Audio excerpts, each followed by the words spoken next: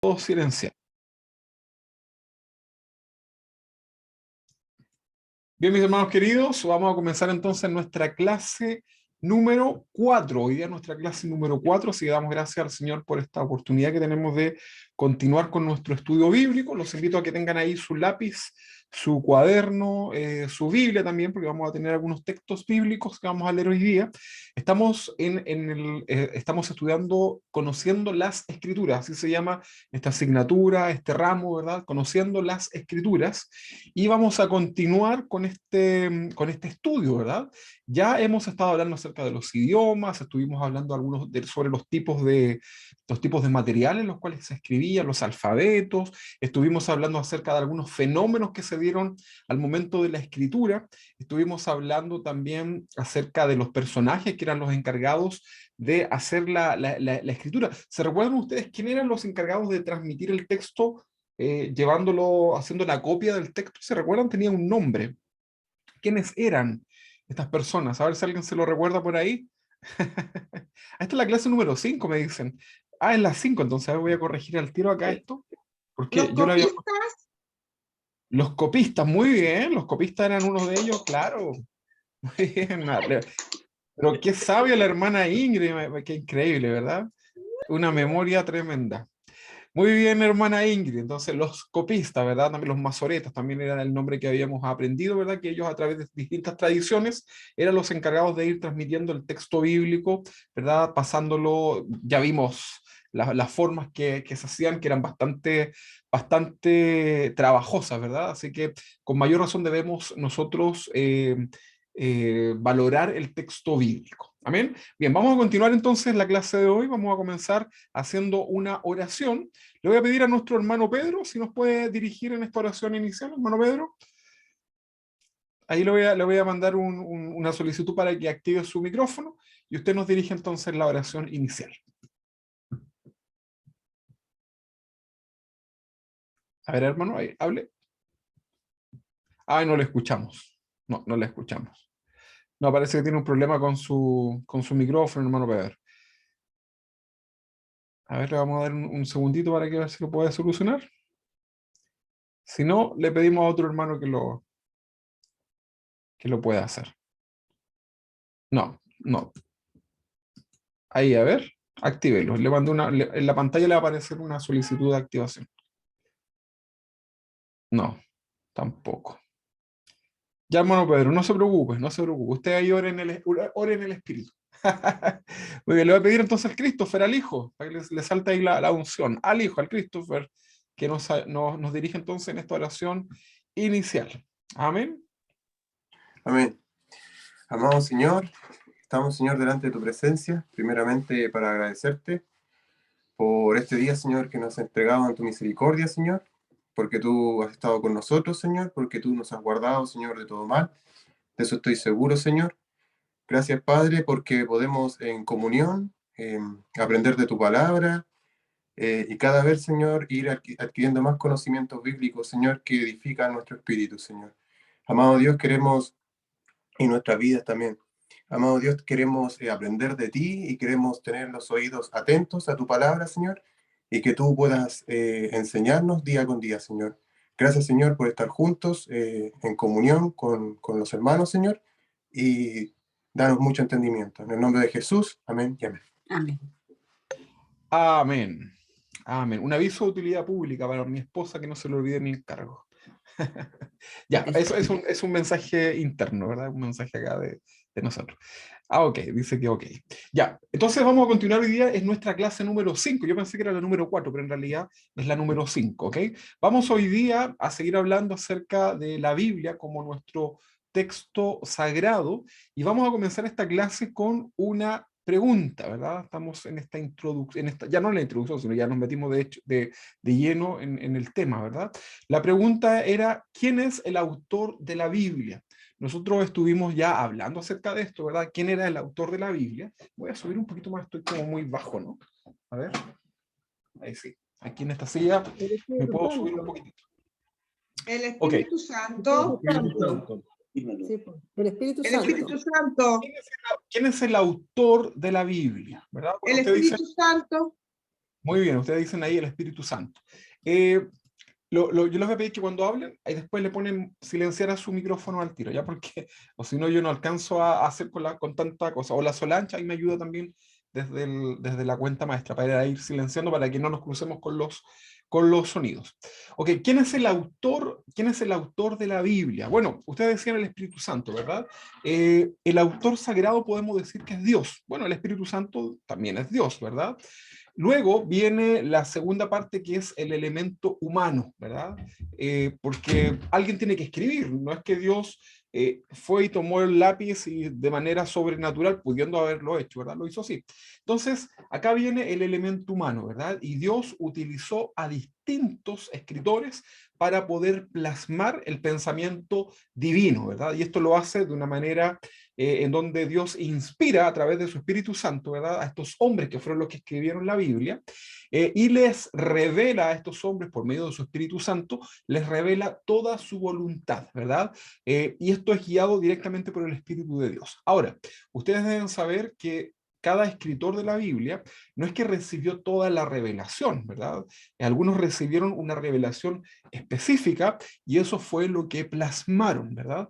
Vamos a darnos cuenta, por ejemplo, que por ahí Salomón quiso meterse con toda su sabiduría que él tenía, quiso meterse un poquito, por ejemplo, con algunos temas que tienen que ver con la vida después de la muerte, pero por ahí, como decimos, como que anduvo metiendo la pata, ¿verdad?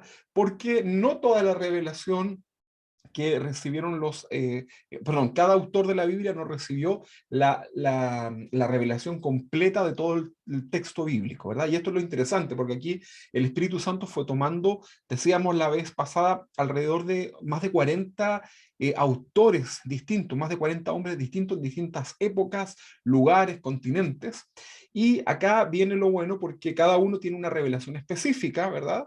En un contexto distinto, pero todo converge en un mismo mensaje, ¿verdad? Y ahí vemos entonces la soberanía de Dios, el poder de Dios, ¿verdad? Cómo Dios toma todo esto y no se hace problema, ¿verdad? No había internet, no había cartas, no había absolutamente nada, pero Dios hace que todo a través de su Espíritu Santo esté unificado, ¿ok? Entonces es Dios que toma hombres, ¿verdad? Para hacer de este texto un texto sagrado y lo hace inspirándolo, revelándole su voluntad. Ahora, acá es importante decir esto. Dios respetó al ser humano. Dios respeta siempre al ser humano. Dios siempre va a respetar nuestra voluntad. Nunca el Señor va a transgredir nuestra forma, ni nuestra voluntad, nuestra personalidad. ¿Ok? Para Dios, el ser humano no es un títere. Usted lo debe saber. Para Dios no es un títere, ¿verdad? El ser humano no es un muñeco, ¿verdad? El ser humano es su hijo, ¿verdad? Y en ningún caso el Señor va a anular la esencia que cada uno de nosotros puede tener, ¿verdad? Así que es un error que muchas veces nosotros intentemos unificar dentro de la iglesia a todas las personas con un mismo perfil, todos con un mismo carácter, con una misma forma. Yo los veo aquí, por ejemplo, a ustedes, aquí en mi pantalla, bueno, yo los tengo acá abajo, ¿verdad? Yo miro acá la cámara, pero a ustedes los tengo acá abajo, y yo los miro acá, y algunos los veo más peinaditos, a otros más despeinados, otros son más ordenaditos, otros son más chacoteros, ¿verdad? Otros son, y cada uno tiene un perfil distinto, un gusto distinto. Dios respeta todo esto. Y esto se aplicó también en el caso de los que escriben la Biblia, los hombres que fueron inspirados, ¿ok? Entonces el proceso lo podemos definir que fue así. Dios decide, ¿verdad? Y escoge a su voluntad a quién inspirar, ¿verdad? No piensen ustedes que los hombres tuvieron algún currículum, no, esto es solamente la voluntad absoluta del Señor, ¿verdad? Dios decide a quién inspirar, ¿verdad? Recordemos que vamos a tener hombres muy sabios, ¿verdad? Como Pablo, Salomón, ¿verdad? Vamos a tener reyes que escriben, ¿verdad? Hombres muy importantes, pero también tenemos, por ejemplo, pescadores, gente muy sencilla, también aportando para el texto bíblico, ¿verdad? Entonces Dios es quien decide y Dios es quien escoge a quien inspirar, ¿verdad? Dios inspira entonces a los autores humanos sin anular su esencia, tampoco Dios va a anular su cultura, tampoco Dios anula su carácter, ¿verdad? Dios no le impone ni siquiera un lenguaje divino, ¿verdad? Recuerde que nosotros aprendíamos a través de los idiomas, aprendimos que el idioma hebreo no es un idioma del cielo, ¿verdad? No es un idioma que venga de parte de Dios, sino que es una adaptación de lenguajes a idiomas paganos que existían en aquel tiempo, y Dios no tiene problema en utilizar estas lenguas, estos idiomas, para así plasmar también el texto bíblico. Entonces Dios no anula la esencia, la cultura, el carácter, no impone un lenguaje divino para que estos hombres escriban lo que nosotros hoy día conocemos como el texto bíblico, ¿verdad? Entonces, no sé si se logra entender. Dios va a considerar a estos hombres y va a tomar todo lo que ellos tienen, y de eso va a ser algo tan hermoso como es hoy día la palabra del Señor. Acá yo les voy a poner una preguntita, ¿verdad? Aquí está la pregunta. La pregunta dice, Dios, perdón, no es una pregunta, es una afirmación. Dice, Dios permitió que cada autor aplicase su psicología, en el buen sentido de la palabra, ¿verdad? O carácter al momento de escribir. Voy a definir lo que tengo acá por psicología para que se entienda.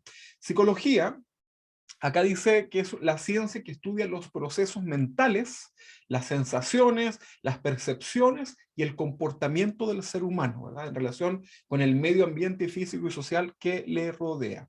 Entonces, en relación a esto, en cada libro de la Biblia nosotros nos damos cuenta que existe un carácter que se manifiesta, y este carácter tiene que ver con el que escribe la Biblia, ¿ok? Vamos a empezar a hablar acerca de algunos de ellos. Acá nosotros tenemos nuestro primer personaje para analizar, ¿verdad? En cuanto al carácter y al temperamento. Vamos a tener acá a Jeremías, ¿verdad? ¿Quién era Jeremías? Bueno, Jeremías era un profeta, se podría, dentro del temperamento podríamos decir que era un hombre colérico, ¿verdad? Uno lee los textos de Jeremías y podría pensar que también a lo mejor era un hombre bravo, ¿verdad? A pesar de que era llorón y todo lo demás, nosotros acá vemos que era un hombre que tenía un tema interno, ¿verdad? Al leer estos textos de Jeremías, los eruditos, ¿verdad?, que leen estos en los idiomas originales, se pueden dar cuenta con mayor evidencia que Jeremías tenía un temperamento colérico, fuerte, ¿verdad? Jeremías escribió en un hebreo que era bastante violento. Eso lo dicen los eruditas, era una forma de escritura violenta, fuerte, ¿verdad? Se podría decir que fue un profeta de baja autoestima, pero que tenía un carácter atrás de todo eso, ¿verdad? Entonces, si lo llevamos si esto si lo llevamos al actual análisis de lo que haría un psicólogo, diría esto acerca de los escritos de Jeremías, ¿verdad?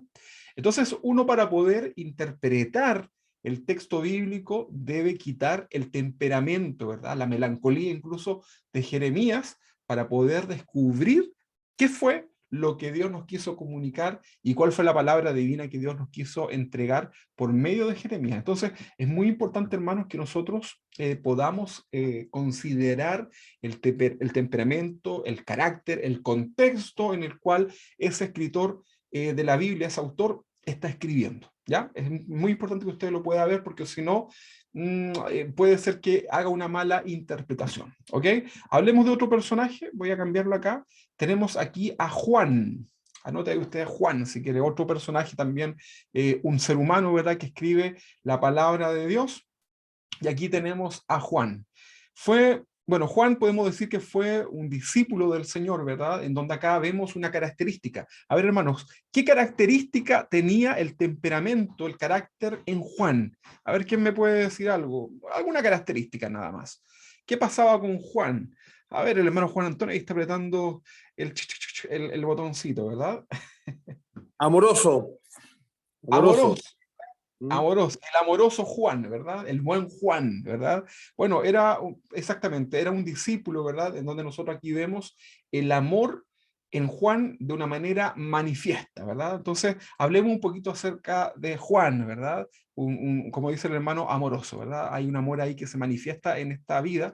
Los escritos de Juan fueron hechos en un griego en un tono dulce, ¿verdad? ¿Se acuerdan que cada griego tenía un distinto dialecto? Bueno, acá utiliza palabras que son más bien dulces, con un tono amable, ¿verdad? Hay unas frases que son memorables, por ejemplo, de Juan. A ver, ¿quién se recuerda alguna frase amorosa, cariñosa de Juan cuando leemos sus textos? Él decía, por ejemplo, a ver, Hijo mío. Hijitos míos, Hijitos míos, muy bien. Hijitos míos. amados, Amados, hijitos míos. Esas eran las palabras que utilizaba entonces Juan, ¿verdad? Muy bien, hermana Ingrid. Entonces, hijitos míos, ¿verdad? Esa es una muy buena frase que caracteriza a Juan. Hijitos míos, amaos los unos a los otros, ¿verdad? Yo estaría bastante lejos de Juan, ¿verdad? Acá en el texto de Juan nunca vamos a encontrar, por ejemplo, palabras groseras. Ustedes dicen, pero ¿cómo vamos a encontrar palabras groseras en la Biblia? Bueno, tengo que decirles que sí, es posible encontrar algunas palabras un poco groseras, ¿verdad? Pero en el caso de Juan no hay nada grosero, ¿verdad? Todo gira en torno al amor, a la tolerancia, a la paciencia. Todo acá es dulzura, ¿verdad?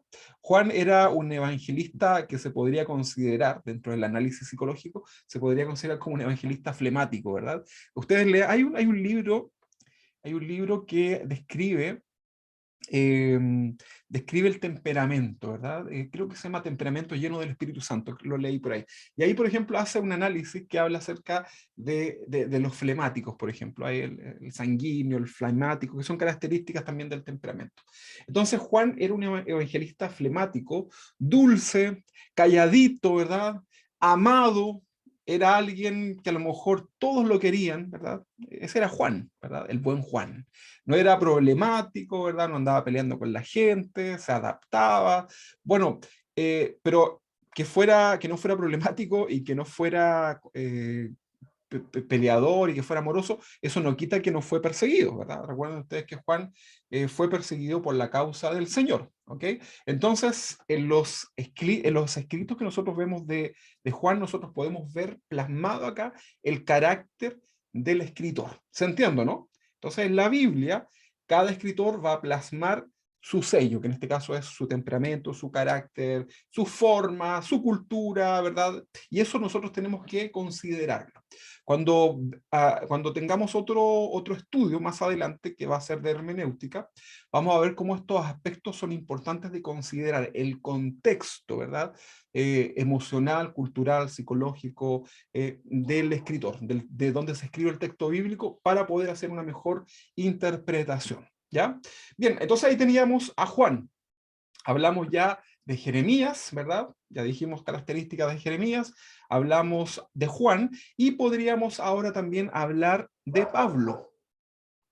¿Quién me dice algo de Pablo? A ver, ¿cómo sería Pablo según ustedes lo que han leído? ¿Cómo se le hace la idea que sería Pablo, por ejemplo? A ver, ¿a quién se le ocurre algo? Bueno para la talla, dicharachero, amoroso. ¿Cómo creen ustedes que sería el carácter de Pablo según alguno de sus escritos? Muy intelectual, digamos, Inteligente. también se puede decir. Claro, era un hombre inteligente, sabemos que era un hombre preparado, ¿verdad? confrontacional, Confrontacional, claro, ahí ya hablamos de carácter, ¿verdad? Era de los que decía las cosas ahí de una. Fíjense que nosotros estamos estudiando ahora el día domingo el libro de los Hechos, y vamos a darnos cuenta cómo en la iglesia los temas se trataban y se abordaban así, pero de manera confrontacional. Muchas veces eran temas que para nosotros hoy día, para nuestra cultura, sería así un poco incómodo, pero en la Biblia se ve cómo se trataban las cosas, incluso con nombre y apellido de las personas, ¿ok? Entonces, hablemos un poquito de Pablo. Hablemos de este hombre que escribe también, hay mucho aporte en el Nuevo Testamento de Pablo. Por ejemplo, Pablo le escribe una carta, ¿verdad? A los Gálatas, ¿verdad? Les escribe una carta. No sé si usted me puede acompañar ahí en Gálatas 5:12. Gálatas capítulo 5, versículo 12. ¿Ok? Y Pablo le escribe una carta a los Gálatas, ¿verdad? Y le dice una frase, que esta frase es grosera, ¿verdad? A diferencia de Juan, que no encontramos nada grosero en sus textos, acá en el apóstol Pablo ya encontramos una cosa grosera. Y le dice el apóstol Pablo a los Gálatas en el capítulo 5:12. Recuerden que los Gálatas partieron súper bien en el espíritu y terminan en la carne, ¿verdad? Entonces ya el apóstol Pablo le escribe y le dice a los Gálatas: ojalá se mutilasen los que os perturban, ¿verdad? Esto suena fuerte, ¿verdad? pero en realidad es mucho más fuerte aún. Porque esta palabra, ¿verdad? En el griego, en el idioma original, es un atrevimiento, es la palabra griega que se utiliza acá es apocopto, ¿verdad?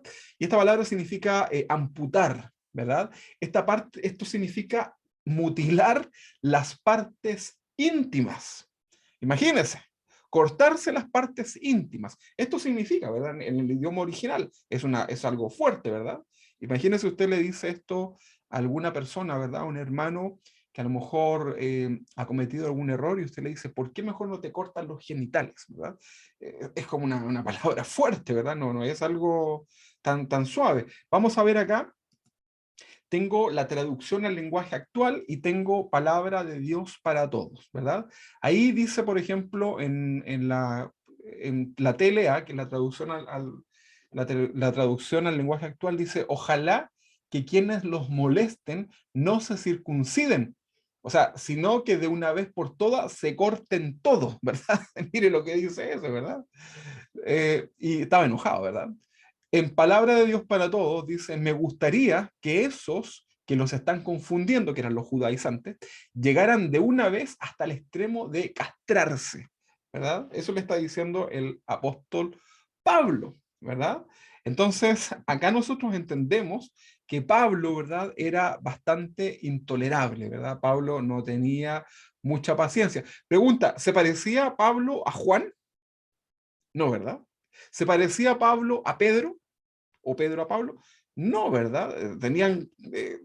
lo único que pareció que había en ellos era el querer llevarle el mensaje del Señor, pero había celos, ¿verdad? En el caso de Pablo, ¿verdad? Pedro impulsivo por lo demás, pero en el caso de Juan, puro amor, ¿verdad? Pura paz ahí con Juan. Entonces Pablo era un hombre intolerable, ¿verdad? No tenía mucha paciencia, ¿verdad? Era un temperamento colérico, ¿verdad? Versus lo flemático que era Juan, ¿verdad? Entonces, acá nos encontramos con un personaje que va a ser bastante difícil de llevar, ¿verdad? ¿Les gustaría a ustedes, les hubiese gustado ir a la iglesia del apóstol Pablo, por ejemplo? Habría sido terrible, ¿verdad? Tener al apóstol Pablo ahí en la casa, ¿verdad? O mandándole al apóstol Pablo un WhatsApp o un mensaje de audio, ¿verdad? Para reprenderlo en algún área, ¿verdad? Y que le diga estas frases, ¿verdad? Que son bastante fuertes por lo demás, ¿verdad? Pero hay que entender también el contexto en la cultura, ¿verdad? Y lo que estaba sucediendo, que los judaizantes realmente llegaron a hacer un daño tremendo para lo que eran los primeros cristianos, ¿verdad? Por eh, estas prácticas que ellos estaban imponiendo, ¿verdad? Entonces, no entender que cada escritor manifiesta su esencia, que manifiesta su temperamento, su carácter en sus escritos, ha llevado a que muchos cristianos, ¿verdad? Traten de cambiar su esencia de cómo Dios los formó, ¿verdad? Y tratan de imitar incluso el temperamento o el carácter del escritor bíblico, ¿verdad? Y esto, ¿qué creen ustedes? ¿Estará bien o estará mal? Díganme, por favor, ¿qué les dice a ustedes el sentido común? Eso está mal, ¿verdad? Ustedes no pueden ser como Pablo. Si ustedes tienen un temperamento tranquilo, ¿verdad? Tal vez más pausado, ustedes no pueden tratar de pretender parecerse a Pablo, ¿verdad? O a Pedro, o al que sea, ¿verdad? Al que ustedes estén leyendo. Pero a veces vemos estos errores dentro de la iglesia, ¿verdad? Vemos gente que era de una forma, cuando comienzan a leer la Biblia, ¿verdad? Comienzan a leerla con rabia, ¿verdad? Porque no entienden el contexto en el cual se escribe. Ellos dicen que es el celo santo, ¿verdad? Pero no es tan así. Entonces comienzan a tomar el personaje de lo que están viendo. No sé si alguna vez les ha pasado que ven a lo mejor, bueno, ustedes no ven Netflix, no ven nada de esas cosas, ¿verdad? Ustedes puro oran. Pero a veces cuando la gente comienza a leer, comienzan a ver una película, una serie o a leer un libro, comienzan inconscientemente, sobre todo los más adolescentes, ¿verdad? Comienzan a sentirse como que son el personaje, ¿verdad? Y empiezan incluso como a imitar algunos gestos, ¿verdad? Algunas frases, etcétera. Bueno, eso también sucede para muchas personas que leen estos personajes de la Biblia y comienzan a tratar de imitar ese carácter. Pero créanme que no es eso lo que nosotros debemos hacer. Lo que estoy tratando de explicarle hoy día es que Dios respeta cuando inspira a estos hombres para que escriban el texto bíblico, considera y respeta y permite Dios que ellos plasmen de alguna forma también su esencia y su carácter. ¿Okay? Entonces hay que tener mucho cuidado con esto, ¿verdad? Sigamos hablando acá del apóstol Pablo, ¿verdad? Estos hombres amantes de Dios nunca perdieron su esencia, jamás, ¿verdad? Pablo siguió siendo el mismo. Obviamente hubieron tratos que él tuvo internamente que fueron cambiando, igual que todos nosotros, ¿verdad? Pero su esencia sigue estando presente, ¿verdad? Vamos a ver algunas oportunidades en donde los personajes bíblicos explotan, ¿verdad? En donde se enojan, ¿verdad? A ver quién se recuerda a algún personaje bíblico que se enojó, ¿verdad? Que se le acabó la paciencia. Hay uno que, en el Antiguo Testamento hay un personaje, Pedro, bueno, dice el hermano Pedro, Pedro. Claro, Pedro fue uno, ¿verdad? Uno emblemático. ¿Quién más? El mismo Jesús en el templo. Moisés. Muy bien, Moisés. Moisés tenía que hablarle a la roca, ¿verdad? Y la agarró a palos, ¿verdad? Bueno, es que la verdad es que con el pueblo de Israel era bastante difícil. Pero bueno, así era la cosa, ¿verdad? Así se daban las situaciones y créanme que hubieron muchas veces los personajes de la Biblia muy inspirados, ¿verdad? Muy cercanos a Dios, ¿verdad? Pero también cometían algunos errores, ¿verdad? A pesar de ser hombres poderosos en las manos del Señor, también tuvieron problemas en donde perdieron el dominio propio y producto esto de su naturaleza humana. ¿Ok? Entonces vemos después también el trato de Dios, ¿verdad? Hay una serie del pastor Chuy que habla acerca del carácter del cristiano, ¿verdad? Y ahí toma como ejemplo a Moisés, ¿verdad? Y cómo Dios lo fue tratando. Otro ejemplo muy radical fue el caso de Pedro, el apóstol, ¿verdad? Que era impulsivo, peleador, todo lo que hemos hablado, y luego termina siendo un hombre muy inspirado, ¿verdad? Muy calmo en las cosas del Señor, ¿verdad? Y nos bendice con sus cartas, ¿verdad? Del apóstol Pedro, ¿verdad? Con tremendas enseñanzas, ¿verdad? En donde se nos invita a añadirle a nuestra fe dominio propio, conocimiento, todo eso, cosas tremendas y profundas en el caso del apóstol Pedro. Ahora, cuando estos personajes de la Biblia veían la idolatría, ¿saben lo que les sucedía? Era algo que les hervía, ¿verdad? Imagínense, cuando leo de repente el Antiguo Testamento y veo que los pueblos cometían errores, el mismo Moisés, me imagino cuando volvió y se encuentra con toda esta gente, ¿verdad? Que había sacado con tanto esfuerzo de Egipto, los encuentra adorando y haciendo, como decimos en Chile, Samba Canuta, ¿verdad? Alrededor del becerro de oro, era para agarrarlo a piedrazo, ¿verdad?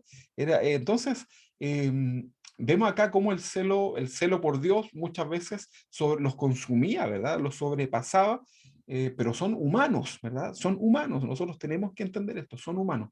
Yo les decía, la semana pasada, hablábamos acerca de los primeros cristianos, ¿verdad? Las primeras iglesias de que la Biblia menciona en el libro de los Hechos. Nosotros no debemos idealizar estas iglesias porque también se equivocaron, cometieron errores. ¿Qué decir de los reformadores, ¿verdad? Los reformadores también cometieron muchos errores que incluso hasta el día de hoy, ¿verdad? Están, ¿verdad? Pero nosotros tenemos que tener ese sentido común, ¿verdad?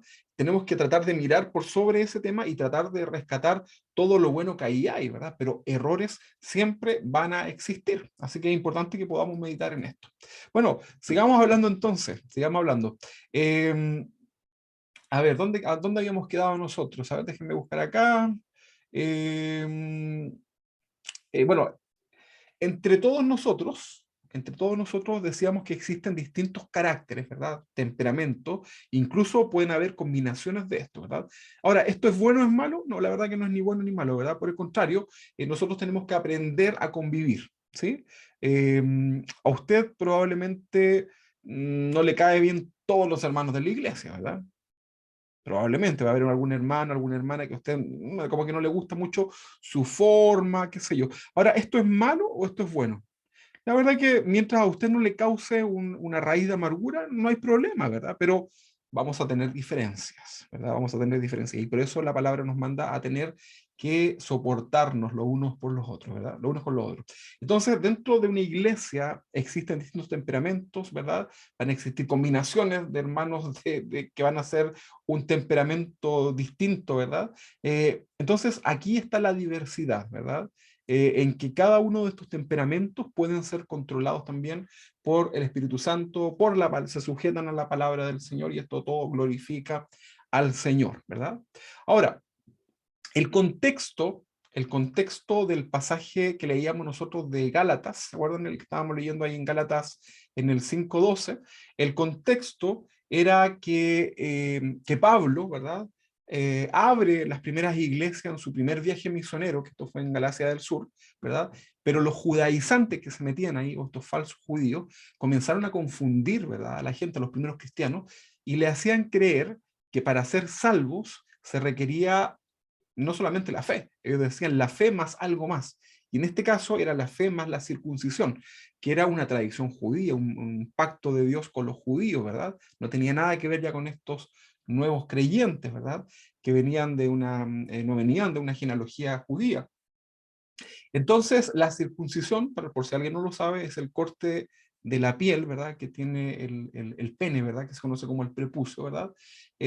Y los judaizantes entonces insistían en que estos debían, los no griegos, los no judíos, debían también someterse, ¿verdad?, para hacer esto y así ser salvos. O sea, decían ellos, la fe en Jesús más la circuncisión, ¿verdad? Y así son salvos. Bueno, entonces en este contexto, ¿verdad?, que la verdad que no tiene nada que ver con lo que nosotros entendemos de la enseñanza del Nuevo Testamento, en este contexto entonces Pablo les dice enojado, ¿verdad? Y lo dice de manera sarcástica, ¿verdad? Me gustaría que esos judaizantes que los están confundiendo lleguen de una vez al extremo de castrarse todo. O sea, andan diciendo que se circunciden, ¿por qué mejor no se cortan todo de una?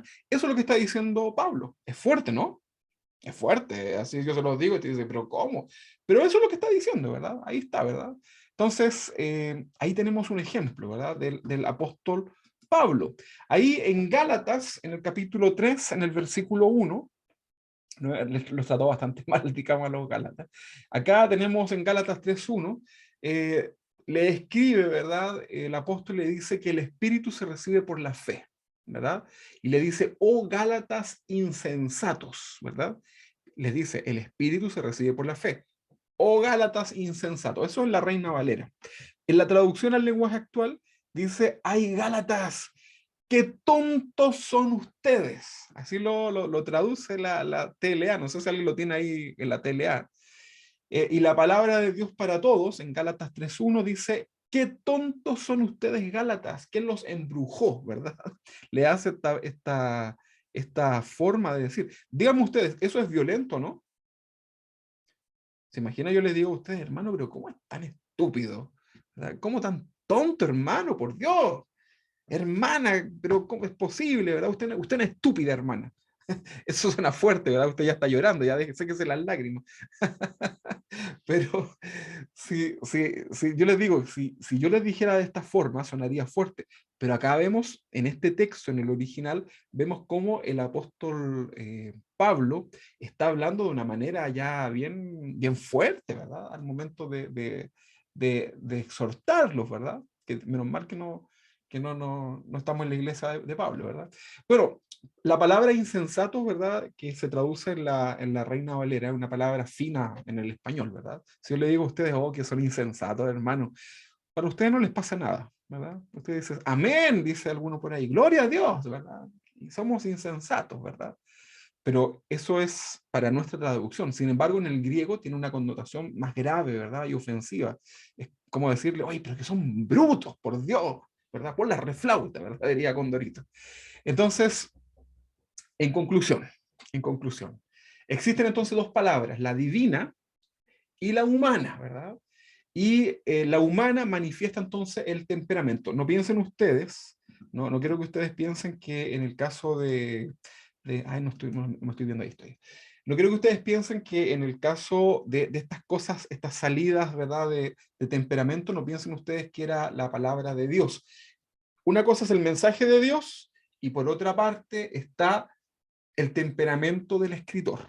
¿Ok? Eso es lo que yo quiero que ustedes hoy día lo puedan entender, el carácter, ¿verdad? La cultura, lo que a él le alcanzó, ¿verdad?, para conocer, ¿verdad? Entonces, en hermenéutica, que hermenéutica significa, ¿qué significa hermenéutica? ¿Se recuerdan o no? Hermenéutica significa interpretar, ¿verdad? Interpretar.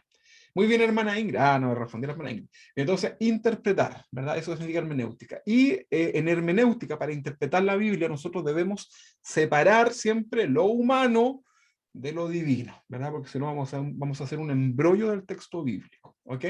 Cuando predicamos en público, nosotros debemos extraer lo que Dios nos quiere enseñar para nuestros tiempos, ¿verdad? Cuando usted haga una predicación y usted lea la Biblia, usted tiene que tratar de llevar eso a la práctica de hoy en día, ¿verdad? Eso es lo que usted debe hacer, porque eso es el sentido común, ¿verdad? Y debe tratar de entender el contexto de esa cultura y el temperamento del escritor para poder hacer una buena interpretación, ¿verdad? Entonces, nunca usted vuelva absoluto al autor, al autor humano, nunca, jamás, ¿verdad? Tiene que siempre usted tener esa sutileza, ¿verdad? Siempre recordemos que por encima de estos autores humanos está Dios, ¿ok? Muy bien, voy a poner acá una preguntita. No, no es pregunta, no es pregunta. Cuestionamientos de algunos aspectos bíblicos. Ahí anoten ustedes si quieren, cuestionamientos de algunos aspectos bíblicos. Anótenlo ahí, por favor. Bien, hablemos acerca de estos cuestionamientos. Hoy en día, y con los avances que tenemos de los avances arqueológicos, ¿verdad? Históricos, antropológicos, etc. Hoy día existen muchas dudas en relación a, por ejemplo, a quién escribió el Pentateuco, ¿verdad? Vamos a hablar acerca de eso. ¿Qué es lo que es el Pentateuco? Son los primeros 5 libros de el Nuevo Testamento, ¿verdad? Eso es el Pentateuco. Eso es el Pentateuco, ¿verdad? Los primeros 5 libros del Antiguo Testamento. Entonces hay muchas dudas. ¿Quién escribió el Pentateuco? Siguen estas dudas. Estas dudas nacen desde el siglo XVIII, ¿verdad? Y siguen siendo incluso teorías, ¿verdad? Esto también se conoce como la alta crítica, ¿verdad? Ustedes van a leer de pronto, si estudian ahí la historia, se van a encontrar con esta frase, la alta crítica, ¿verdad?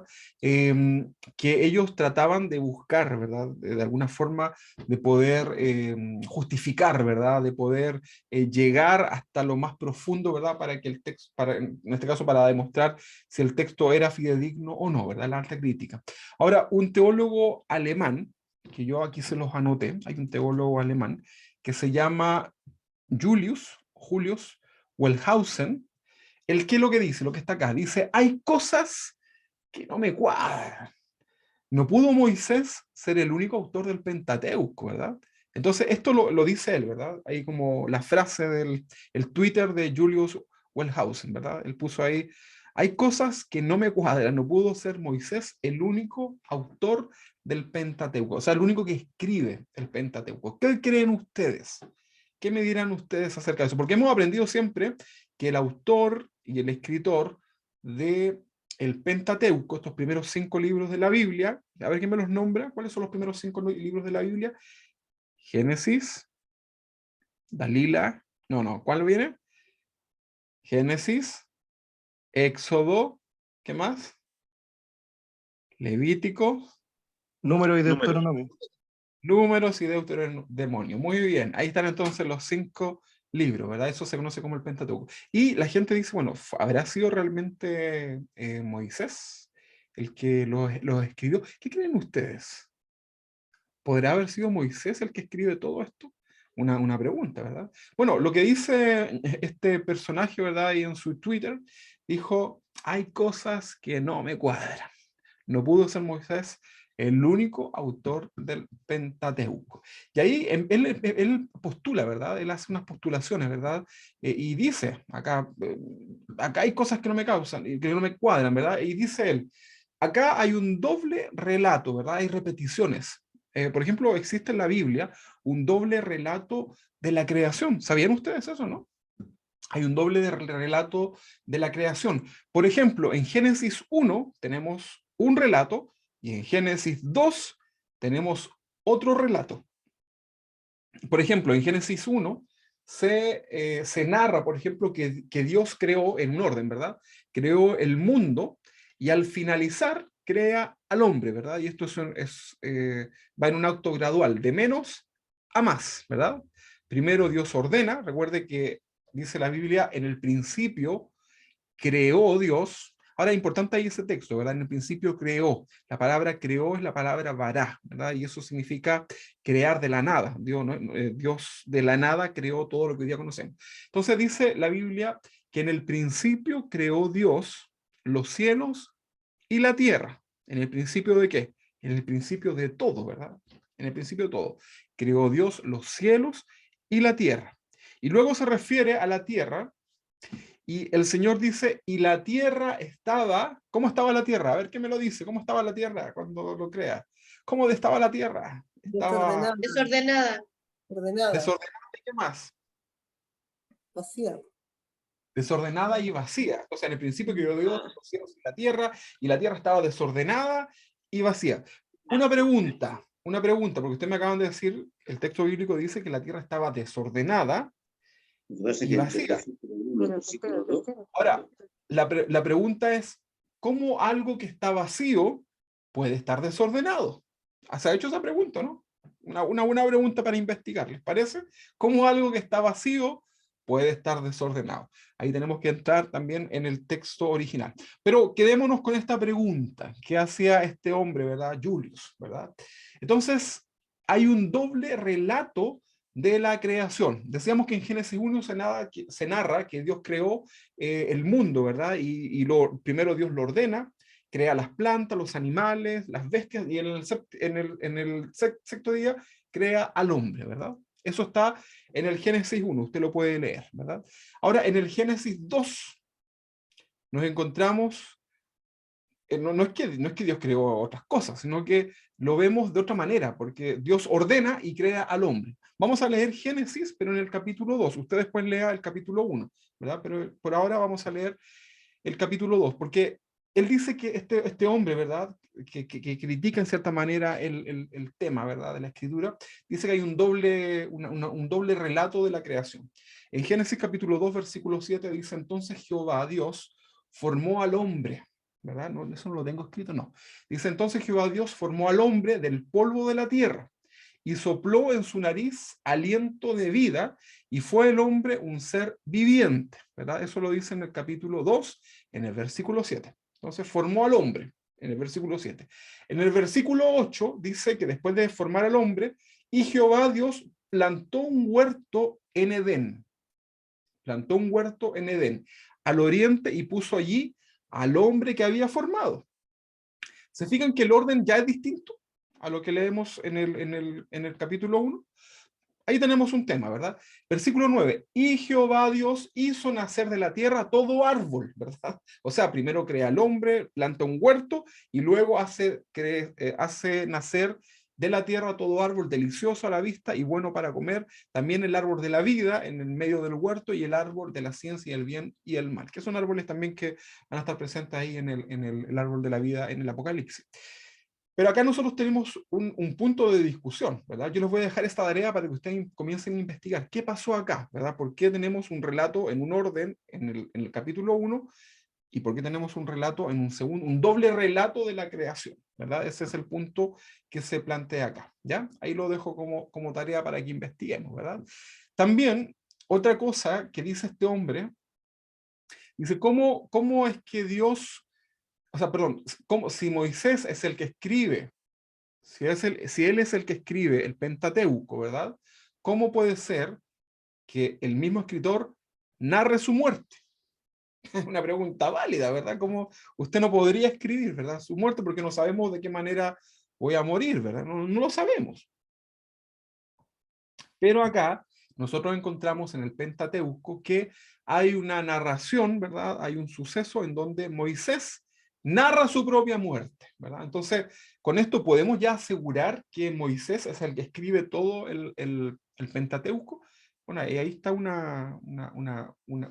punto, ¿verdad? Que nosotros podemos analizar, ¿verdad? Entonces, vamos a ver acá vamos a ver acá chuta, no anoté la cita, ¿verdad? Pero se los voy a leer, después se las mando, porque se me olvidó anotar acá el texto exacto. Dice, y murió allí Moisés. Si alguien me ayuda a buscar la cita, los más rápidos con los dedos, me ayudan, porque no anoté acá la cita. Dice, y murió allí Moisés, siervo de Jehová, en la tierra de Moab, conforme al dicho de Jehová.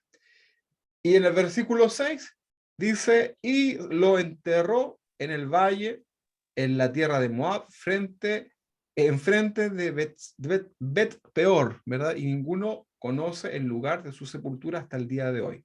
Y el versículo 7 dice, era Moisés de edad de 120 años cuando murió, sus ojos nunca se oscurecieron, ni perdió su vigor. ¿Qué es lo que está aquí relatando entonces? Es la muerte, ¿verdad? ¿La muerte de quién? De Moisés. Pero decimos que Moisés es el que escribe el Pentateuco. ¿Ya? Ahí tenemos entonces algo para pensar, ¿verdad? Vámonos a la letra C, ¿verdad? Que Hola. es el tercer punto. Sí, ¿quién? Hermano Benjamín. Y que es que Moisés escribe el Pentateuco y ciertamente no alcanzó a terminar de escribir el Deuteronomio, porque el que escribió el final del Deuteronomio y la muerte de Moisés fue Josué. En Deuteronomio 34, verso 8, dice que los hijos de Israel lloraron a Moisés y cuando se cumplió el luto de Moisés, dice que Josué, hijo de Nun, fue lleno del Espíritu Santo y de sabiduría, porque Moisés había puesto sus manos sobre él. Josué terminó escribiendo el Pentateuco. Se le cortó un poquitito. Bueno, pero lo que dice usted es que Josué terminó de escribir el Pentateuco. Muy bien, acá nosotros lo que estamos planteando, lo vamos a dejar en suspenso, Muchas gracias, hermano Benjamín. Ahora, la pregunta, porque a ustedes les van a decir, oye, si tú dices que Moisés es quien escribe el Pentateuco, ¿verdad? ¿Cómo es posible que una persona haga el relato de su propia muerte? ¿Cómo es posible, verdad? Por ahí el hermano Benjamín nos fue adentrando en esta respuesta, ¿verdad? Pero tenemos que tener una respuesta para este tipo de cosas, porque nos vamos a encontrar con este tipo de críticas, ¿verdad? Bien, entonces, la letra C dice, existen varios tipos de hebreos en el Pentateuco, ¿verdad? Existen varios tipos de hebreos en el Pentateuco. Aquí ya entramos en el tema de los idiomas originales, ¿verdad? Y acá los eruditos, ¿verdad? Dicen que hay varios tipos de hebreos al momento de leer el Pentateuco, y esto lo que trata de decir es que tendríamos distintos autores, ¿verdad? Lingüísticamente existen varios hebreos en el Pentateuco, o sea, eso es algo que se sabe, ¿verdad? Entonces, estas tres cosas, estos tres puntos que vimos recién, este que está aquí, el doble relato en la escritura, Moisés narra su propia muerte, ¿verdad? Y que existen varios tipos de idiomas, varios tipos de hebreos en el Pentateuco. Estas fueron las tres postulaciones teóricas, ¿verdad?, que hace este teólogo Julius Wellhausen para decir que el Pentateuco no fue escrito completamente por Moisés, sino, él dice, que son por recopilaciones de tradiciones, ¿verdad? Y él dice que Esdras, lo vamos a estudiar más adelante, las ordenó, ¿verdad? Él las ordena, las toma y las ordena. Y Esdras lo que hace es formar lo que nosotros conocemos del texto como la Torá, que sería el Pentateuco, ¿verdad? Ahora, nosotros tenemos que recordar también algo importante para responder uno de estos puntos. ¿Cuál es? Moisés definitivamente no pudo haber escrito todo esto porque habría terminado con los dedos crespos, ¿verdad? De tanto escribir. Recuerden que la forma en que se escribía era bastante difícil. Sin embargo, recordemos que las tradiciones de la forma de escritura nos hablan de que existían unas especies de asistentes, ¿verdad? Personas de mucha confianza, ¿verdad? Que podían tener la misión de transcribir las ideas, ¿verdad? Lo plasmado, en este caso por los hombres que fueron iluminados, ¿verdad? Y acá, por ahí, nuestro hermano Benjamín nos contaba ya acerca de algunos personajes que pudieron ir interviniendo, ¿verdad?, en todos estos procesos de escritura. Entonces, no podemos nosotros atribuir que toda la escritura, ¿verdad?, de puño y letra haya sido de una sola persona, porque hay que entender ese contexto, que era muy difícil poder escribir, ¿verdad? Por eso se van a producir también este tipo de fenómenos, ¿verdad?, que pareciera ser que no es tan genuino esto de decir que es solamente un autor, en este caso Moisés. ¿Ok? Hay un libro del Antiguo Testamento que se considera como uno de los más antiguos. ¿Cuáles creen ustedes que será? Los más antiguos en escribir. ¿Será el Génesis? Job, Job. ¿Alguien dice otra cosa? El hermano Juan Antonio nos dice que es Job. Efectivamente, entonces el libro de Job es considerado como uno de los libros más antiguos. Incluso se dice que fue escrito incluso antes de Génesis, ¿verdad? Antes de todos estos libros que nosotros tenemos. Recuerden ustedes que Moisés no es contemporáneo de Adán y Eva, ¿verdad? No vivió en ese tiempo, ¿verdad? Él vive mucho, mucho, mucho después, ¿verdad? Primero estuvo Abraham y después vino Moisés, pero es Moisés quien escribe sobre el relato de la creación, ¿verdad? Ojo con eso. Pero antes de este libro, antes de la escritura de lo que nosotros conocemos como el Pentateuco, estaba, por ejemplo, el libro de Job, que es considerado uno de los libros más antiguos, ¿verdad? En cuanto a la escritura, ¿verdad? Así que es importante poder considerar eso. Sigamos entonces. Antiguo Testamento. Antiguo Testamento versus la Tanaj o la Tanakh. Ahí está. Puede ser con J también, ¿eh? Se puede escribir también con J, lo van a ver con J o lo van a ver con K. Pregunta para ustedes. ¿Será lo mismo? Perdón, ¿alguien sabe lo que es la Tanaj? ¿Alguien sabe lo que es la Tanaj? Partiendo por eso como primero. Es todo el Antiguo Testamento en hebreo. Exactamente, muy bien, hermano Benjamín. Es todo lo que nosotros conocemos como Antiguo Testamento. En el caso de los judíos, ellos hablan de la Tanaj o de la Tanakh, ¿verdad? Ellos no hablan del Antiguo Testamento, porque nosotros decimos el Antiguo Testamento, ¿por qué? ¿Por qué creen ustedes que nosotros decimos y hablamos de un Antiguo Testamento? Hay algo que nos hace... uno nuevo. Muy bien, Carlos, porque tenemos uno nuevo, ¿verdad? Tenemos el nuevo pacto, el Nuevo Testamento, ¿verdad? Por eso hablamos del Antiguo Testamento. Pero recuerden ustedes que para los judíos no existe el Nuevo Testamento, es considerado como algo escandaloso el Nuevo Testamento. Por lo tanto ellos no consideran el Nuevo Testamento, no consideran a Jesús como el Mesías, y para ellos es la Tanaj, ¿verdad? O la Tanakh. Ese es el libro sagrado para el pueblo judío.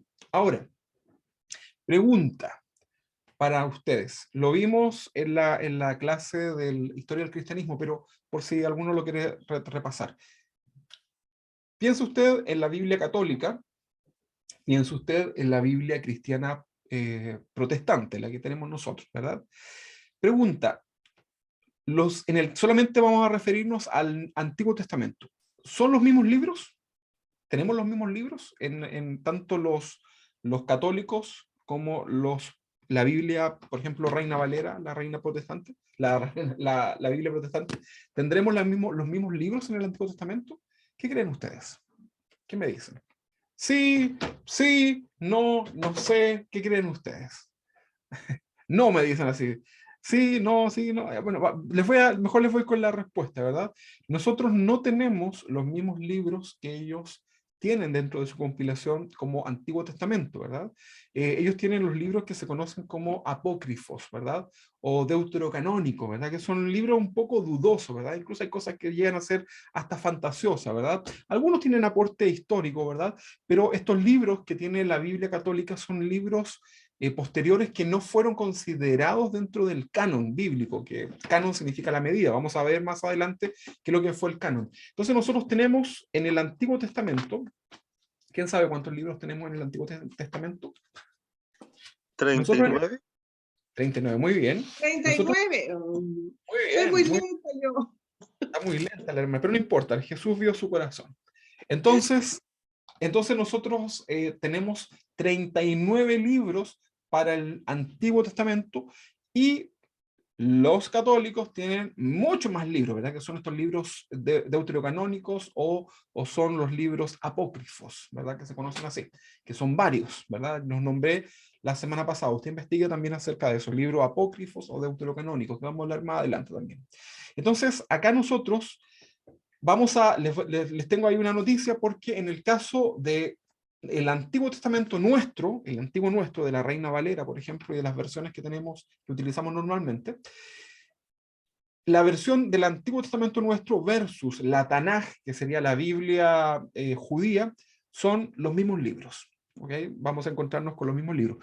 Otra cosa son otros escritos por ahí que tienen los judíos, ¿verdad? Que son como una especie de comentarios, ¿verdad? Pero eso es otra cosa, ¿verdad? Pero en cuanto al libro sagrado, podemos decir nosotros que tenemos exactamente los mismos libros, ¿ok? Entonces ahí tenemos, por ejemplo, si hablamos de la división de la Tanaj, a ver dónde está, si hablamos de la división de la Tanaj, nosotros podemos hablar que la Biblia de los judíos se divide principalmente en tres, ¿verdad? Aquí se los vamos a poner. La primera es la Torá, ¿verdad? ¿Quién es la Torá? La Torá son los primeros 5 libros de la Biblia, que para nosotros se le llama también el Pentateuco, ¿verdad? Para nosotros es el Pentateuco, los primeros 5 libros de la Biblia. Entonces ahí, esa primera división, estamos iguales, ¿verdad? Pentateuco, y en el caso de la Tanaj se llama la Torá, ¿verdad? Ustedes van a escuchar mucho este término en el contexto judío, hablar de la Torá, ¿verdad? Que es el Pentateuco, los primeros 5 libros de la Biblia. Después tenemos una división que son los Nevim, ¿ok? Nevim. Y estos son los profetas, ¿verdad? Para los judíos, ¿verdad? Ahí hay una segunda clasificación, ¿verdad? Piensen en todos los libros del Antiguo Testamento. Los primeros los puse en el grupo de la Torá, ¿verdad? Los primeros 5 libros, y ahí tenemos una agrupación. Luego tenemos los Nevim, ¿verdad? Que son los profetas, ¿verdad? Y luego ellos tienen una tercera división, que son los Ketuvim, ¿verdad? ¿Quiénes son los Ketuvim? Son los escritos. Eso significa la palabra Ketuvim, los escritos, ¿ok? Ahí entonces tenemos una división. Son los mismos libros que tenemos nosotros, pero ellos los clasifican, lo dividen en 3, ¿verdad? Ahora, nosotros, ¿verdad? En nuestra Biblia nosotros tenemos, acá los voy a poner, lo que ustedes ven acá, ¿verdad? Es lo que corresponde a nuestra división en la Biblia del Antiguo Testamento, ¿verdad? Entonces acá tenemos nosotros el Pentateuco, ¿verdad? Tenemos los libros históricos, tenemos los libros poéticos, por ejemplo, los Salmos, Cantar, etc. Luego tenemos los profetas mayores y los profetas menores, ¿verdad? Ahí los tenemos dentro de este grupo. 5, ¿verdad? Ahora, versus 3. 5 versus 3. Con la primera parte no tenemos problema porque la Torá y el Pentateuco son exactamente iguales, ¿verdad? Pero aquí ya comenzamos a tener algunas diferencias, ¿verdad? Porque aquí tenemos unas clasificaciones. Ahora, esto no interviene mucho en los temas doctrinales, ¿verdad? Sin embargo, ahí hay que hacer habría que poner atención, por ejemplo, en el caso de la Biblia judía, cómo ellos consideran el libro de Daniel, ¿verdad? Yo les voy a dejar también esa tarea, investiguen cómo está considerado el libro de Daniel en el caso de la Biblia judía, ¿verdad? Para nosotros Daniel sería ¿qué cosa? ¿En cuál de estas clasificaciones estaría Daniel? En el Pentateuco, los libros históricos, poéticos, profetas mayores, menores. Profetas menores. Nosotros lo tenemos ubicado acá dentro de los profetas, ¿verdad? Vamos a ver entonces, y vamos a investigar, ¿verdad? Era joven, pero no tanto, hermano. Lo vamos acá a buscar en qué parte estaría el libro de Daniel dentro de la clasificación que ellos tienen. Recuerden que Nevim sería para nosotros lo que es los profetas, ¿verdad? En el caso de los judíos. ¿Ok? Muy bien. ¿Qué hora es? Tenemos unos minutitos.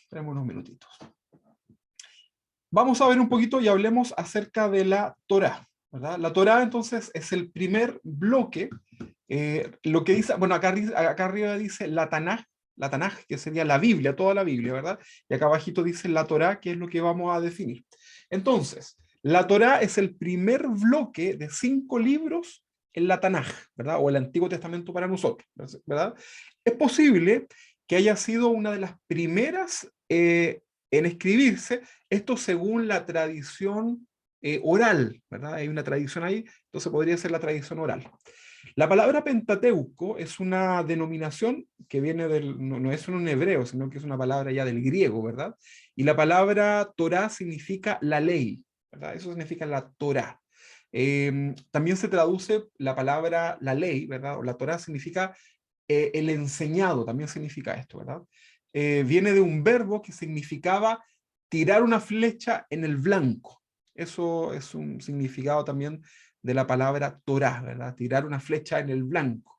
Para los antiguos, el tirar al blanco era vivir una conducta que estuviera ajustada al objeto que era Dios, ¿verdad? De ahí nosotros tenemos este texto más adelante en el Nuevo Testamento que habla acerca del blanco perfecto. ¿Quién es el blanco perfecto? No es el detergente, no, sino que es el Señor, ¿verdad? El blanco perfecto, es Cristo, ¿verdad? Entonces, para los antiguos, esta frase, ¿verdad?, de tirar una flecha en el blanco, tenía que ver mucho con una conducta que estuviera ajustada, ¿verdad?, a todo lo que Dios había establecido. Entonces nos damos cuenta que los judíos antiguos, los que hicieron el texto sagrado, que entre paréntesis se les conocía también como los agiógrafos, por ahí lo van a leer, ellos lo hacen entonces en todo este sentido, ¿verdad? Y la Torá o la ley es lo enseñado por Dios. La ley es, o la Torá, ¿verdad? O el Pentateuco es lo enseñado por Dios. Recuerden que este es el primer acercamiento que tiene la Torá o el Pentateuco, ¿verdad? Es el primer acercamiento que va a tener Dios con su pueblo, ¿verdad? En donde Dios comienza a ponerle las reglas. Hasta Moisés, en el desierto, de ahí para atrás, no teníamos los escritos. Entonces, Moisés recibe la ley y a partir de ese momento el pueblo comienza a ordenarse, ¿verdad? Por eso vamos a ver a veces algunas cosas que uno lee en el Antiguo Testamento, en los tiempos antiguos, como que no nos calzan, ¿verdad? Pareciera que Dios hubiese ido cambiando, pero Dios permitió algunas cosas, ¿verdad? Porque todavía no entregaba su ley. Lo vamos a ver que en el desierto, cuando ya entrega los mandamientos, la ley, comienza esto a Dios a instruir al pueblo, a enseñarle, ya la cosa comienza a ponerse en orden, ¿verdad? Porque Dios quiere hacer todo esto. Ahora, si ustedes leen la ley, si leen la Torá, se van a dar cuenta que hay muchas ordenanzas de parte de Dios que son bastante beneficiosas, ¿verdad? El mismo tema de la circuncisión, ¿verdad? Fíjense que la circuncisión usted ya les expliqué lo que significa la circuncisión, pero fíjense que Israel es uno de los países que tiene el nivel más bajo de cáncer del cuello uterino, por ejemplo, ¿verdad? Porque practican la circuncisión como parte de la cultura. Entonces, hay algo de mucha sabiduría también en esto de parte del Señor, ¿verdad? Si nosotros vemos la ley, si leemos todas las ordenanzas de parte del Señor hacia su pueblo, vamos a encontrar, con el paso de mucho tiempo, nos damos cuenta que había mucha sabiduría, ¿verdad? En todo eso.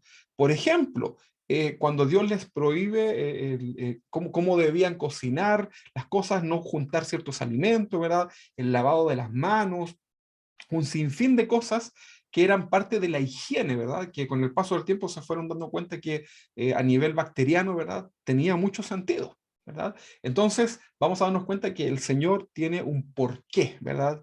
Por lo cual nos aconseja. También dijo el Señor que el séptimo día debíamos descansar, porque el ser humano necesita también tener un descanso, ¿verdad? Por lo menos un día a la semana, es parte del diseño de Dios. Bueno, sigamos. Entonces hablábamos de la Torá, la ley, lo enseñado por Dios, el Pentateuco, ¿verdad? La segunda división de la Tanaj, o esta Biblia del Antiguo Testamento, es Neviim, ¿verdad? Neviim significa, ¿qué cosa? Los profetas. Neviim significa los profetas, ¿verdad? Y este se divide en dos grupos. Los profetas se divide en profetas anteriores y profetas posteriores.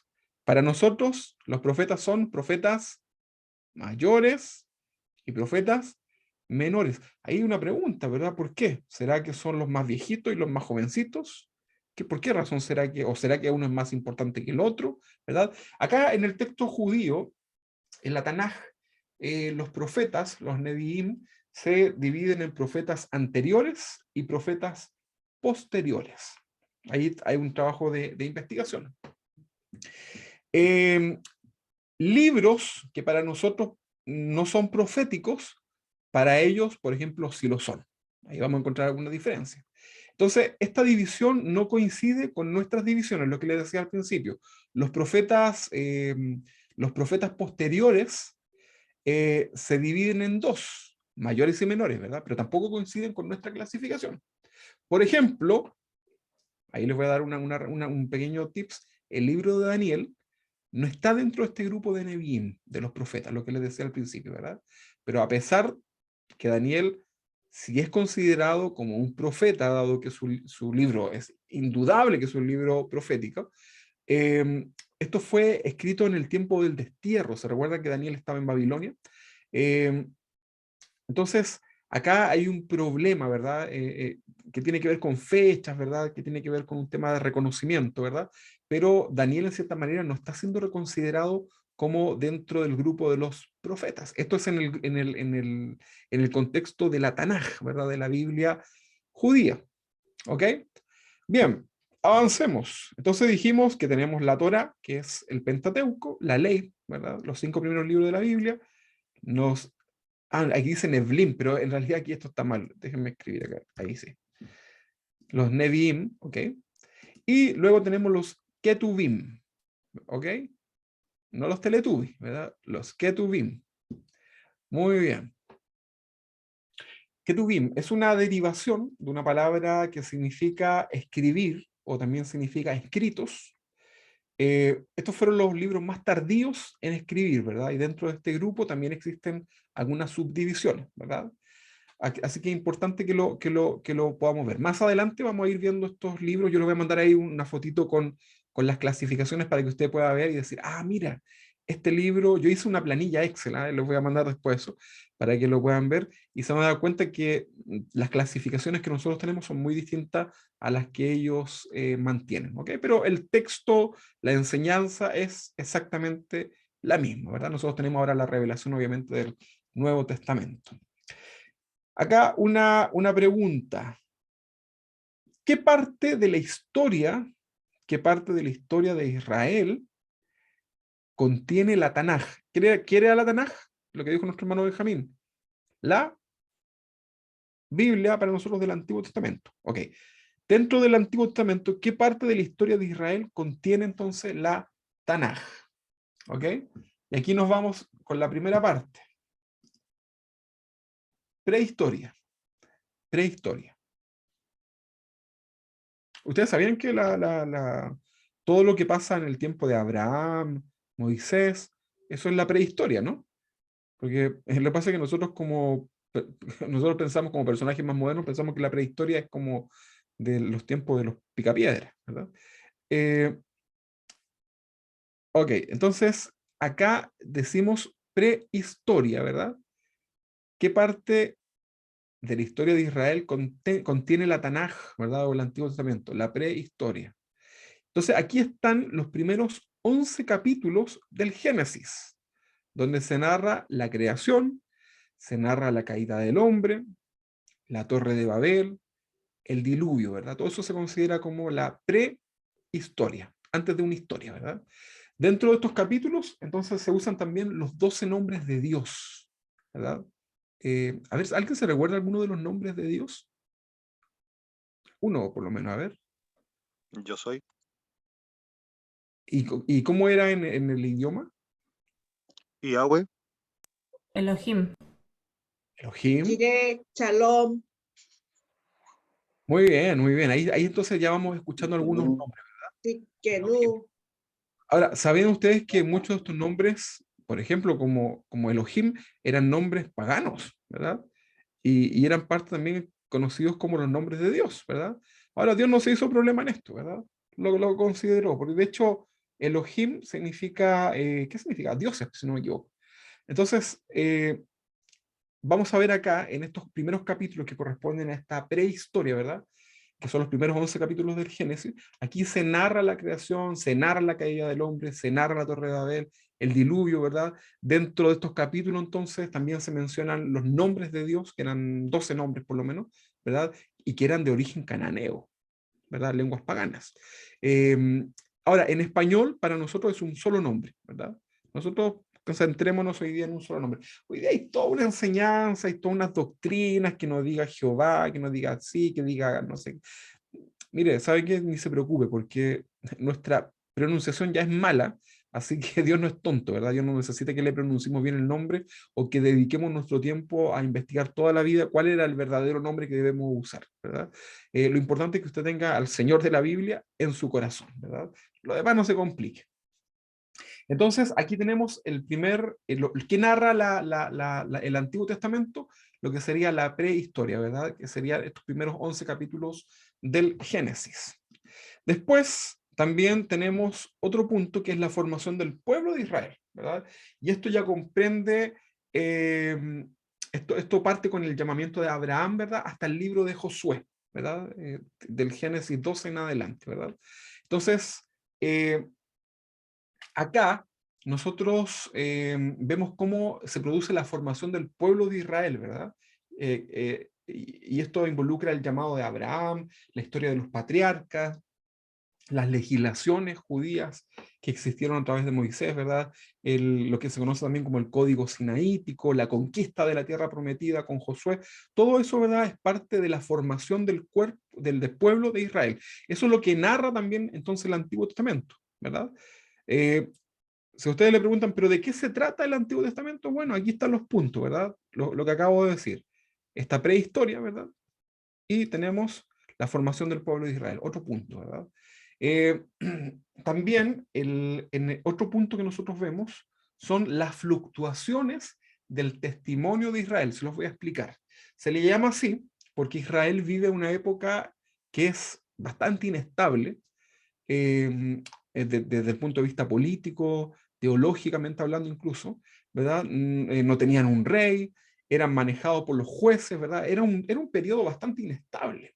Los jueces que leemos en la Biblia cumplían funciones incluso hasta de sacerdote, o sea, hacían de todo, hacían de sacerdote, profetas, políticos, de rey, hacían de todo en realidad, ¿verdad? Y aquí entonces donde el pueblo comenzó a fluctuar en su comportamiento, ¿verdad?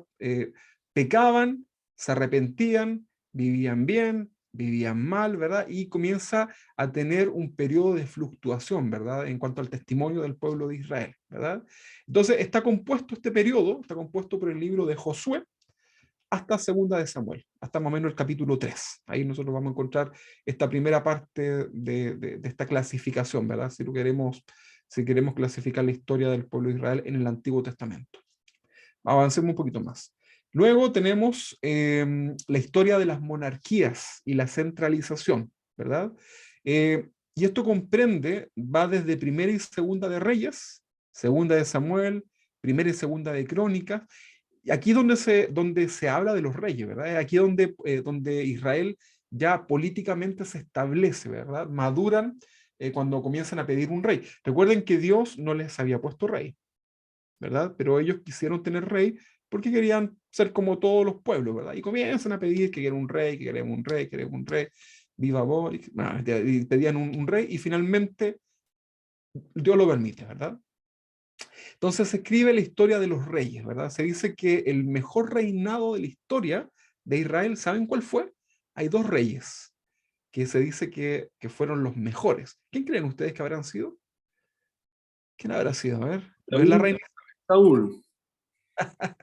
No, David Saúl no. y, perdón, Salomón. ¿Cómo? David David y Salomón. y Salomón.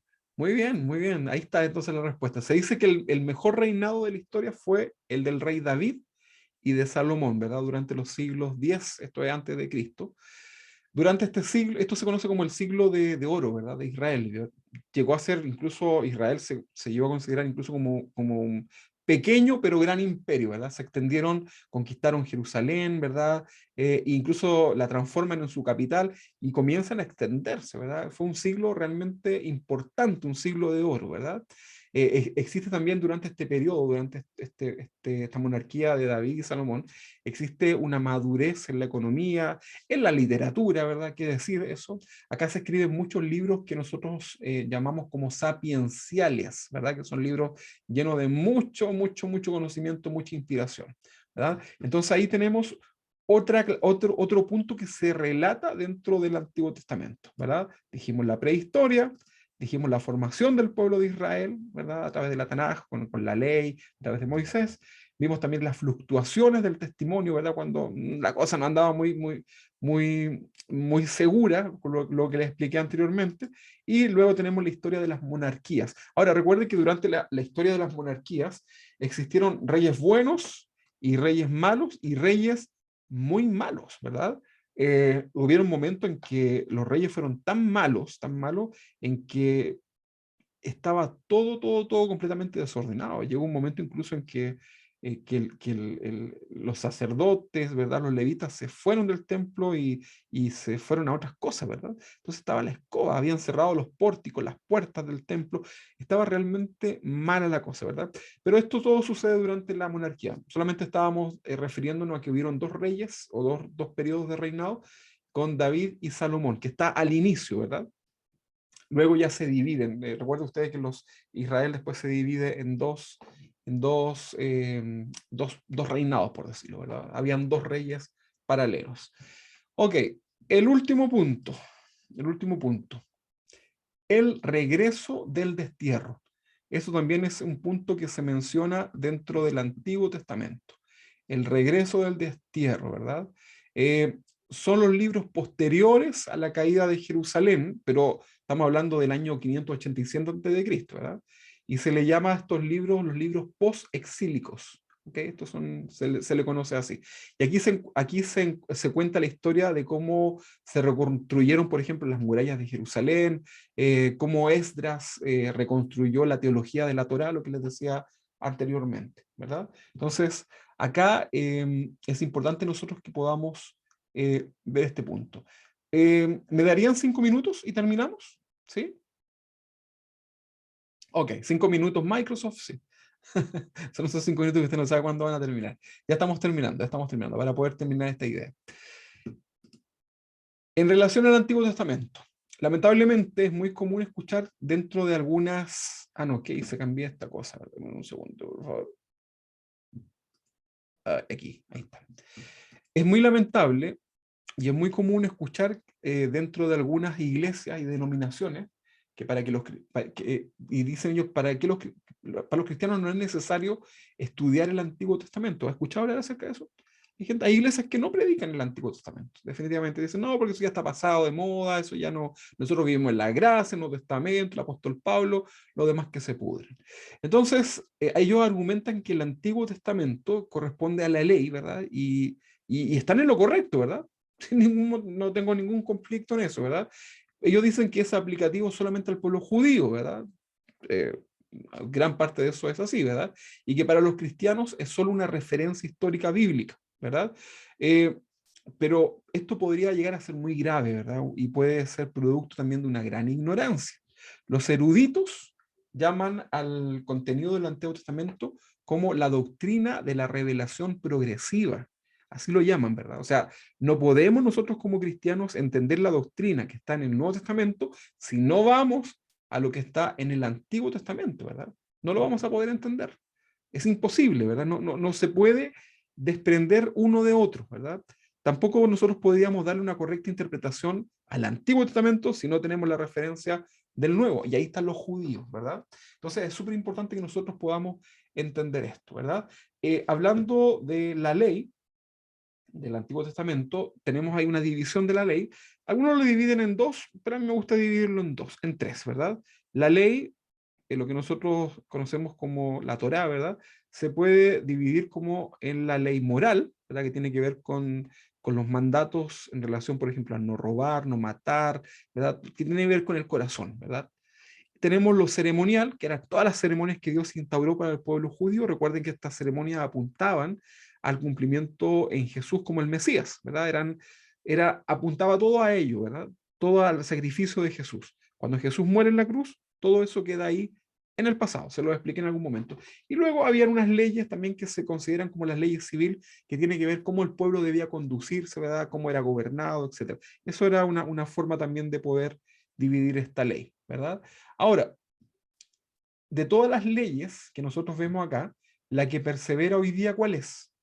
la ley moral, ¿verdad? Esta ley, toda la enseñanza de la ley moral en el Antiguo Testamento sigue estando vigente hasta el día de hoy, ¿verdad? La Biblia dice, no matarás, en el Antiguo Testamento, ¿verdad? ¿Y qué creen ustedes? ¿Aplicamos esto para ahora? Sin duda que sí, ¿verdad? Sin duda que sí. Entonces, estas leyes, la ley moral prevalece, ¿verdad? No así la ley ceremonial para nosotros los cristianos, para los judíos sí. Entonces, existen doctrinas que fueron ordenadas en el Antiguo Testamento, pero ya no son vigentes en el Nuevo Testamento. Y algunas personas hacen doctrinas del Nuevo Testamento sin consultar el Antiguo Testamento y se meten en problemas con Dios porque tuercen al pueblo, ¿ya? Y con esto termino. Una familia muy bíblica. Y este es un ejemplo real, pero burdo, ¿verdad? Había un matrimonio que no podía tener hijos, ¿verdad? Y ellos, al tener una muy buena situación económica, tenían empleadas domésticas, ¿verdad? Como era un matrimonio con conocimientos bíblicos, recordó el pasaje en donde Abraham y su esposa Sara, ¿verdad? Tienen una conversación justamente de un tema muy similar. El hombre entonces habló a su mujer y le planteó que podían tener un hijo a través de una de sus empleadas domésticas, ¿verdad? Qué buen hombre, ¿verdad? Qué hombre más sabio, ¿verdad? Qué hombre más bíblico. Bueno, y así fue como aceptó su esposa y estuvo de acuerdo, ¿verdad? La empleada también, ¿verdad? Esto era como raro, ¿verdad? Consumaron el acto, quedó embarazada, dio a luz un hijo, varón, y le pusieron por nombre, adivine cómo le pusieron a ese hombre, a ese niño. Le pusieron Ismael, ¿verdad? Para ser bíblico, ¿verdad? Qué familia más bíblica, ¿verdad? Pero parece que se le olvidó leer el final del capítulo, ¿verdad? Entonces, a veces nosotros podemos nosotros aplicar la Biblia de una manera completamente incorrecta. Si nosotros no aplicamos algo tan importante como es el sentido común, eso es lo más. Deje, hermano, por favor, que su sentido común lo guíe al momento de leer la Biblia, para que no vaya a cometer estos actos, ¿verdad?, tan terribles, ¿verdad?, que a veces suceden, ¿verdad? Y vamos a ver gente, iglesias, por ejemplo, por internet, en donde tienen serpientes, ¿verdad?, dentro de sus cultos. Imagínense que yo lo invito al culto el día domingo y suelto un canasto lleno de serpientes y le digo, hermanos, tranquilo, porque esto es bíblico, ¿verdad? Dice la Biblia que tomaremos serpientes y no nos sucederá nada, ¿verdad? Y los hago beber un poquito de veneno, ¿verdad? Porque vamos a beber cosas mortíferas y no sucede. Y comenzamos a hacer una doctrina completamente torcida, ¿ya? Entonces es importante, hermanos, que podamos siempre considerar, para una buena interpretación bíblica, podamos considerar el contexto cultural, podamos considerar también el temperamento y el carácter y la esencia de ese escritor, podamos desprendernos un poco de eso para poder ir a lo que Dios realmente nos quiso enseñar. Listo, ya no los sigo más, no les quito más su tiempo para que podamos descansar. Muchas gracias, queridos hermanos, por su tiempo y su disposición. Y vamos a culminar, vamos a pedir, a ver, ¿a quién le vamos a pedir? A nuestro hermano Jorge Luis, si nos puedes dirigir en una oración para terminar este tiempo de estudio bíblico. Hermano Jorge Luis. Sí. Ya. Amado Padre, Señor, vamos ante tu presencia, Señor, para darte gracias por este hermoso momento de estudio, donde tú nos pudiste hablar, Señor, a cada uno de nosotros, donde pudiste usar a nuestro pastor, Señor, para guiarnos en cada enseñanza, Señor, para acercarnos más a tu palabra, Señor. Amén. Te damos gracias por cada uno de nuestros hermanos que pudo destinar un tiempo, Señor, de su tarde, Señor, para estar cerca de ti, Señor. En el nombre de Jesús, Señor, te damos las gracias y bendice a cada uno de nuestros hermanos en sus hogares, Señor. En el nombre de Jesús, amén. Amén. Muy bien, mis queridos hermanos, Dios les bendiga, que descansen, que tengan una linda semana. Nos vemos el jueves. Bendiciones.